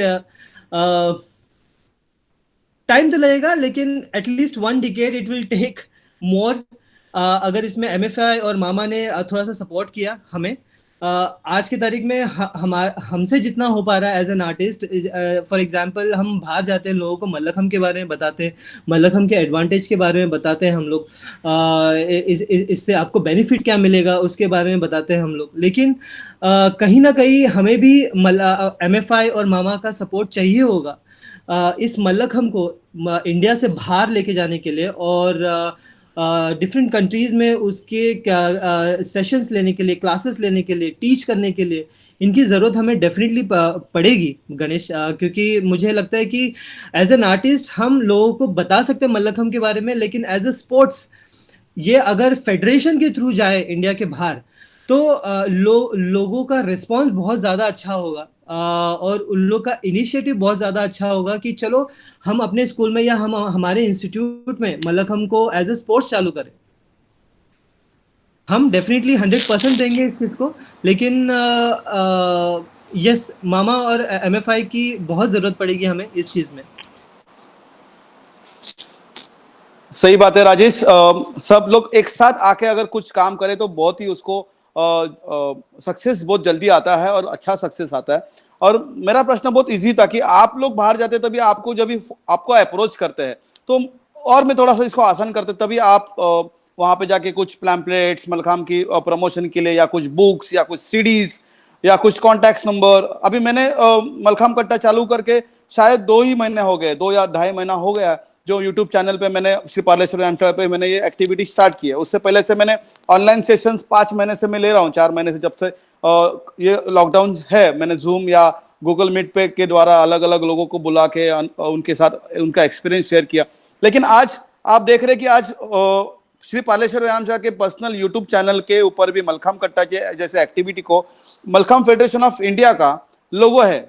आज उनकी हम लोग की मान्यता है, उन लोग के पास हम लोग अच्छे से, वो लोग हम लोग को सपोर्ट कर रहे हैं। हमारे जो प्रेसिडेंट है डॉक्टर रमेश इंदोलिया सर, उन्होंने हम लोग को पूरा सपोर्ट किया, सहयोग किया कि आप जो कर रहे हो वो सही कर रहे हो, इसको मलखाम खेल को बहुत ही ज्यादा बेनिफिट है। तो मैं तो बोलता हूँ कि हम लोग को मलखाम फेडरेशन ऑफ इंडिया से तो 100% सपोर्ट मिलेगा। हम लोग को सिर्फ अप्रोच करना है, उनको बताना है, और आप हमारा जो भी प्लानिंग उनके सामने रखा तो वो लोग हमारे साथ जुड़ के हम लोग सब साथ में, कल जाके ऐसे वक्त हो जाएगा कि incredible mallakhamb, mallakhamb artist, mallakhamb India, MFI, mallakhamb कट्टा, सब लोग को साथ में प्रोजेक्ट करना पड़ेगा, कुछ एग्जीक्यूट करना पड़ेगा, तभी जाके आज हम लोग इंटरनेशनल प्लेटफॉर्म पे हमारा झंडा, मलखाम का झंडा अच्छे से लहरा है। हाँ, तू बोल रहा था राजेश की आज 1980 में हमारा नेशनल कंपटीशन स्टार्ट हुए, लेकिन उसके बाद भी बहुत सारे ऐसे स्पोर्ट्स है जो इन्वेंट हुए। मैं नाम नहीं ले रहा हूं स्पोर्ट्स का, लेकिन वो आज मलखाम के बाद भी चालू होके, जैसे अनूप ने नाम लिया था मेरे पीछे ही, जिनकी मूर्त है बालम पटारा देवधर, जिन्होंने मलखाम की शुरुआत की 200 साल पहले, लेकिन कंपटीशन लेवल की शुरुआत 40 साल पहले हो गई। जैसे मेरा जन्म हुआ उस टाइम से मलखाम की शुरुआत होगी, मुझे भी 40 साल हो गए, तो बताना 40 साल बहुत बड़ा है। तो उसमें मलखाम खेल इंटरनेशनल लेवल में जाने के लिए हम लोग कहाँ पे कुछ कमियां है, जैसे अभी जनरेशन चेंज हो रही है। अभी राजेश नहीं बताया कि अभी जनरेशन चेंज हुए, पहले लड़की लोग को घर से बाहर जाना नहीं था, अभी लड़की लोग को अलाउ कर रहे हैं, अभी पहराव चेंज हो गया है, अभी थोड़ा सा बॉयज गर्ल्स में ज्यादा डिफरेंस नहीं मानते हैं। एक लड़की हुई तो भी उसको फ्रीडम दिया जाता है, उसके मन के हिसाब से उसको करियर चॉइस करने का हक है, वो मलखाम आर्टिस्ट बन सकती है उस अगर लड़की ने ठान लिया तो मेरा यही बोलना है तुम सबके माध्यम से कि हम लोग को साथ में आके आगे जाके मलखाम को अच्छे प्लेटफॉर्म पे, कंपटीशन लेवल पे जिस दिन जाएगा उस दिन मलखाम को अच्छे दिन आएंगे। मलखाम कट्टा के ओर से मैं तुम सभी को एक आह्वान करता हूं कि आप आगे जाके कहां पे भी इंटरनेशनल प्लेटफॉर्म पे जाते हैं तो मलखाम कट्टा से जो चाहिए मटेरियल आपको मलखाम कट्टा के माध्यम से तुम लोग को देने की कोशिश हम लोग करेंगे। सीडी चाहिए, बुक्स चाहिए, कुछ और कुछ चाहिए, हमारे सर जो है महेश अटाले सर, जिनको कोई नहीं पहचानता ऐसे नहीं, उनके पास बहुत ही अच्छे नॉलेज का भंडार है, वो हम लोग को इसमें सहयोग करेंगे। कि हमारा इंटेंशन एक ही है, ओलंपिक में मलखाम देखना सभी का है। आज अच्छे दिन आए हैं, जिस तरह से हमारे भारत के पंतप्रधान नरेंद्र मोदी जी और हमारे जो स्पोर्ट्स मिनिस्टर है रिजिजू जी, उन्होंने आज द्रोणाचार्य पुरस्कार देके मलखाम को सम्मानित किया है, योगेश मालवीय को। आगे जाके अर्जुन पुरस्कार भी मिल सकता है, पद्मश्री मिल सकता है, बहुत सारे ऐसे सेंट्रल गवर्नमेंट के फैसिलिटीज है, जैसे जॉब अपॉर्चुनिटी आज मिली है सिगरेट के, आज गवर्नमेंट के जॉब में आज मलखाम कोटा को आज नाम आ गया है, अच्छी बात है। लेकिन आज हम लोग as a mallakhamb artist mallakhamb को उस लेवल में लेके जाने के लिए प्रयास करें। यहाँ पे मेरे क्वेश्चंस तो खत्म हो गए, अभी आपका भी कुछ अनुभव और कुछ किसी को बोलना है तो हम लोग लास्ट के 2 मिनट बात करेंगे। किसी को कुछ गणेश, मैं ज्यादा नहीं बोलना चाहूंगा, बिकॉज मैं ज्यादा बोलता नहीं हूँ, लेकिन ये बहुत इंपॉर्टेंट है जिस तरह से आपने अभी बोला कि सब लोग मिलकर काम करेंगे तो मलखाम को आगे बढ़ने से कोई नहीं रोक सकता। जब हमने शुरुआत की थी एज एन आर्टिस्ट, मलखाम को जब हमने स्टेज के ऊपर लेके आया था, हमें बहुत सारे लोगों के मैसेजेस आते थे उस टाइम कि आप लोग क्या कर रहे हो, ये स्पोर्ट्स मैन है, इससे ये बहुत रिस्पेक्टिव स्पोर्ट है, इसको आप एज एन मतलब आर्टिस्ट जैसा कैसे आप कर सकते हो। लेकिन हमने उस टाइम उनको एक्सप्लेनेशन ना देकर हमने कंटिन्यू किया, और आज वही लोग हमें मैसेज करते हैं कि कॉन्ग्रेचुलेशंस। तो ये बहुत बड़ी बात है हमारे लिए। उसी तरह से अगर जैसे कि अगेन आई एम सेइंग, जैसा आपने बोला कि आप ऑफर कर रहे हो मल्लखम कट्टा कट्टा के साइड से कि आपको जो डॉक्यूमेंट्स चाहिए, जो वीडियोस चाहिए, जो पेपर वर्क चाहिए, हम आपको हेल्प करेंगे। उसी तरह से मैं डेफिनेटली रिक्वेस्ट करूंगा एमएफआई को भी और मामा को भी कि अगर हम कहीं पर एकजुट होकर हम बैठें और इसके ऊपर चर्चा करें कि जब हम बाहर जाते हैं, अनूप की टीम, प्रांजल की टीम, मेरी टीम या कोई भी टीम हो इंडिया के बाहर जब भी जाते हैं, ये बहुत इंपॉर्टेंट है कि हम किस तरह से एज एन आर्टिस्ट तो हम जाते ही हैं, हम डेमोन्स्ट्रेशन तो देती हैं, परफॉर्मेंस तो देती हैं, लेकिन पर्सनली हम किस हद तक ऑडियंस के बीच में जाकर उनसे बात करके किसी तरह से उस कंट्री के गवर्नमेंट के साथ कनेक्ट करके उनको रिक्वेस्ट करें कि आप अपने स्कूल में मल्लखम चालू करो, इसकी ये बेनिफिट्स हैं। उनके यूनिवर्सिटीज में जाके उनको ये बताओ कि मल्लखम भी एक स्पोर्ट्स है और इसमें उतनी ही कैपेबिलिटी है जितनी है कि बाकी स्पोर्ट्स में है। तो ये बहुत इंपॉर्टेंट है कि अगर हम एकजुट होकर, एक साथ मिलकर अगर किसी तरह से एक पॉइंट पे आकर इसको थोड़ा सा सक्सेसफुल बनाया जाए, तो it will be very easy for us, क्योंकि we are travelling and it will be very easy for us to contact them, to talk to them. हम आज की तारीख में सिर्फ नॉलेज दे सकते हैं, लेकिन हम अप्रोच नहीं कर सकते, क्योंकि हमारे पास आई थिंक वो अथॉरिटी नहीं है कि हम किसी के पास जाके ये बोले कि हम ऐसे एसोसिएशन से आए हुए हैं और जैसे फॉर एग्जांपल हम मल्लखम फेडरेशन ऑफ इंडिया के माध्यम से आए हैं और हम चाहते हैं कि आप मल्लखम ऐड करो। ये बहुत हेल्पफुल हो जाएगा हमारे लिए। अथॉरिटी मिल जाएगी राजेश, अथॉरिटी मिल जाएगी। हम लोग आज इसी सेशन के द्वारा यूट्यूब के माध्यम से, हम मलखाम कट्टे के माध्यम से आज अपील करेंगे कि आप जब भी जाओगे आपको अथॉरिटी मिलेगी। आप जाके वहाँ के जो भी इंस्टीट्यूट है, यूनिवर्सिटी है, स्कूल है, वहाँ की स्पोर्ट्स इंस्टीट्यूट है, वहाँ पे जाके मलखाम फेडरेशन ऑफ इंडिया के माध्यम से आपको जो भी चाहिए, मैं बोलता हूँ कि आपको 100% सपोर्ट मिलेगा, सभी को मिलेगा। जिस तरह से मुझे सहयोग मिल रहा है, क्योंकि जिस तरह से आज मलखाम खेल आगे लेके जाने के लिए आज सपोर्ट मिल रहा है, आज सभी को मिलेगा और हम लोग सब लोग ये 100% करेंगे। और आपका एग्जैक्ट मुझे मैसेज पता चला कि आज हम लोग कहाँ पे तो झिझकते हैं कि ये करे कि नहीं करे, कोई बोला तो हम लोग को किसी ने डांटा के, तो बेटर है हम लोग अपना मलखाम आर्टिस्ट करके परफॉर्मेंस करें और हमारा शो करें, निकल आए। और उसमें हम लोग हमारे कॉन्टेक्ट आज लॉकडाउन में एटलीस्ट इतना सिखाया कि आपने जिस तरह से बोला हम लोग साथ में बैठना चाहिए, कुछ जरूरत नहीं है, ऑनलाइन आइए, एक साथ बैठो, मैं मीटिंग अरेंज करता हूं, सब लोग हमारा हर एक इंचार्ज आ जाइए और साथ में अपने जो भी अपने प्लानिंग्स है, जो भी कुछ करना है हमारे रखो। तुम लोग को जो सहयोग चाहिए मैं मेरे माध्यम से तुम लोग को सबको ला के दूंगा, जितने भी लोग हैं, तुम तीनों ही नहीं, आपके अलावा जो आज यहाँ पे अपने हमारे सेशन में नहीं जुड़े हैं उनको भी हम लोग सब लेके जाएंगे। और जहां जहां पे हम लोग जाएंगे वहां पे मलखाम को अच्छे से शो के साथ, परफॉर्मेंस के साथ, आर्टिस्ट के साथ एज अ स्पोर्ट्स करके भी बढ़ावा दे, यही मैं आपको तीनों को रिक्वेस्ट करूंगा। और यहाँ पे हमारा सत्र समाप्त हो रहा है। मैं लास्ट का एक क्वेश्चन सभी को पूछता हूँ, प्रांजल को पहले पूछूंगा क्योंकि उसको सब क्वेश्चन मैंने लास्ट में पूछे। प्रांजल, ये सेशन कैसे लगा आपका, किस तरह से अनुभव रहा आज के सेशन के बारे में? अलग टॉपिक था, रोज तो मलखम के बारे में बात करते हैं, पर अभी कैसा था कि मलखम के बाद क्या कर सकते हैं, उसमें क्या नया कर सकते हैं। एक मलखम खत्म होने के बाद एज एजुकेशन आप जॉब तो कर सकते हैं, मलखम खत्म एज अ प्लेयर तुम लोग आपको कहाँ पे गवर्नमेंट जॉब मिलेगा, नहीं तो आप कहाँ पे तो कोचिंग कर सकते हैं। उसके साथ ही साथ आप एक एज अ आर्टिस्ट लाइफ भी आप चालू कर सकते हो, वहाँ से भी आप इनकम सोर्स आप कर सकते हो। ये सेशन से बाकी लोग से भी बहुत पता चलेगा कि पापा ऐसे भी होता है कि परफॉर्मेंस से भी आप एक नया इनकम सोर्स, नई पहचान, खुद की नई पहचान मलखम यहाँ से भी आप प्रमोट कर सकते हैं, ना किसी कंपटीशन खेल के, ना कि कहाँ पे पोस्ट करके, फेसबुक पे डाल के, खुद का पे करके। एज अ आर्टिस्ट भी आप मलखम परफॉर्मेंस करके एज अ मलखम प्रमोट कर सकते हो। आपके ये सेशन से ये भी आपको एक अच्छा मैसेज जाएगा कि एज अ आर्टिस्ट भी आप मलखम को प्रमोट करो ऐसा। थैंक यू प्रांजल, लेकिन ये डिस्कशन भी मलखाम के ऊपर ही था, सिर्फ थोड़ा सा विषय अलग था, थोड़ा सा प्रोफेशनल अलग था। और अनूप, आपकी राय जानना चाहूंगा। पहली बात तो आप मलखम कट्टा के थ्रू अपने आर्टिस्ट को साथ में लाया, सारे आर्टिस्ट को, और आर्टिस्ट का इम्पोर्टेंस क्या है मलखम में, वो उन्होंने इंटरनेशनल लेवल पे उन्होंने कहाँ तक लेके गए। आज वर्ल्ड चैंपियन भी हो रहा है, तो इसमें आर्टिस्ट का क्या कंट्रीब्यूशन है, इसके थ्रू आपने प्रेजेंट करना आपके माध्यम से किया, वो बहुत बड़ी बात है। आर्टिस्ट को रिस्पेक्ट और इंटरनेशनली तो मिल ही रही है, और आपके प्लेटफॉर्म से भी लोगों को ये सारे मैसेज जाएगा कि आर्टिस्ट लाइफ क्या होती है और उनका इंपॉर्टेंस मलखम में आफ्टर स्पोर्ट्स करियर क्या होता है। सो ये बहुत बड़ा इनिशिएटिव आपका स्टेप था।